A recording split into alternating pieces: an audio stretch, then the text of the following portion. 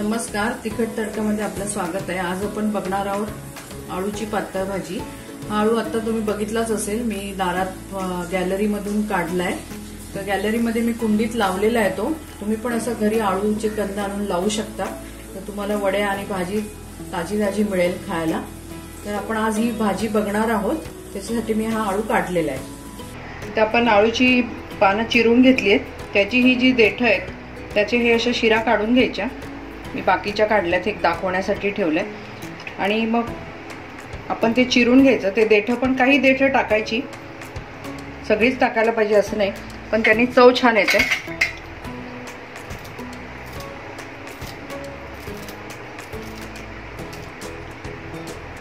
मी पानं धुवून ठेवलेली आहे, ती आपण आता कुकरला लावूया।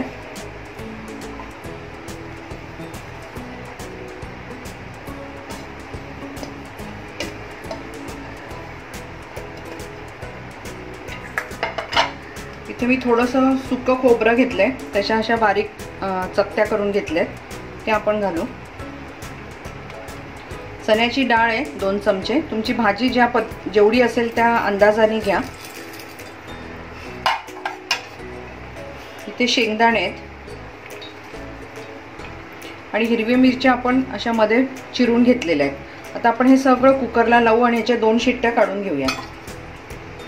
पाणी टाकलंय, आता आपण हे कुकरला लावून घेऊ।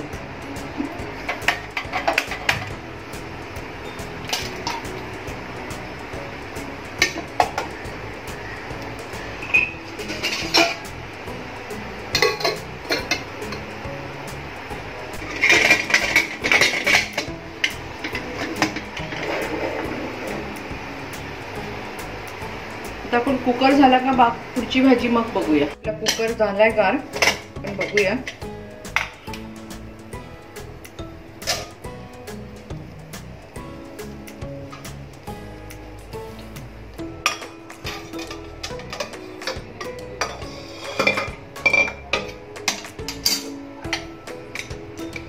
आपली भाजी ही स्मॅश करून घेऊया आपण। इथे पॅन ठेवलाय तापत, तोपर्यंत आपण भाजी ही स्मॅश करून घेऊ।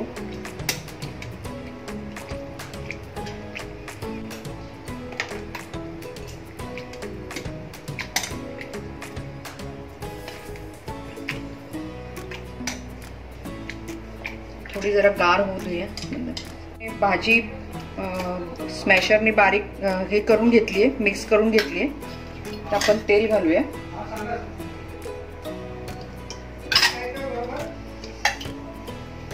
आपण पॅन मध्ये तेल टाकलेलं आहे, जिरं मोहरी घालूया, हिंग, हळद,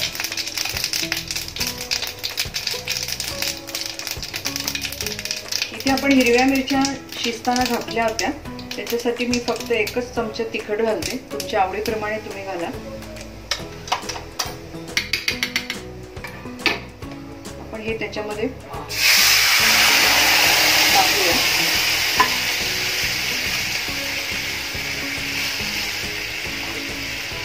लाल तिखट ऑप्शनल आहे, तुम्ही जर हिरवी मिरची तुमची जास्त तिखट असेल आणि तुम्हाला कमी तिखट चालत असेल तर तुम्ही लाल तिखट नाही घातलं तरी चालेल।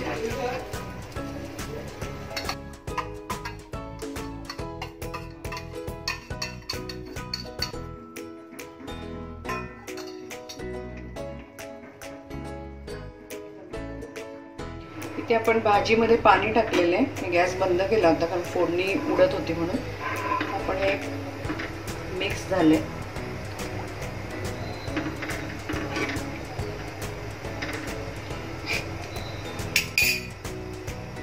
इथे मी 1 चमचा चण्याचं डाळीचं पीठ घेतलंय, म्हणजे हरभऱ्याच्या डाळीचं पीठ।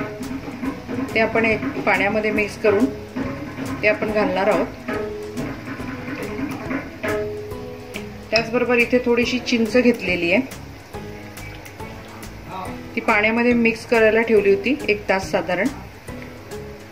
तर तिचा आपण हा कोळ काढून घेणार आहोत आणि तोही याच्यामध्ये टाकणार आहोत।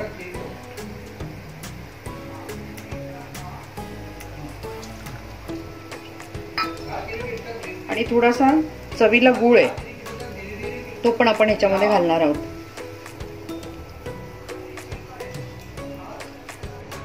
आता आपण याला चांगली उकळी येऊ देऊ, कारण आपण चण्याचं पीठ घातलंय म्हणजे ते कच्चं आहे, तेही त्याचा कच्चापणा जाईल आणि चिंच गुळाचा पण त्याच्यामध्ये चव उतरेल.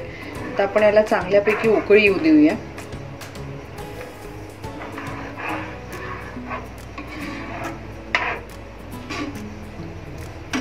मीठ राहिलं होतं घालायचं, मीठ घालते. धने जिऱ्याची पूड आहे.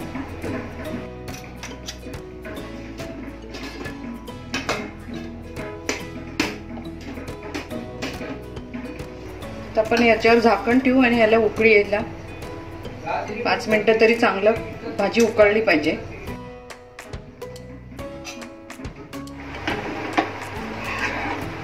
मस्त सुगंध सुटलाय. आपली भाजी तयार झाली आहे, अशी छान मिळून आली आहे.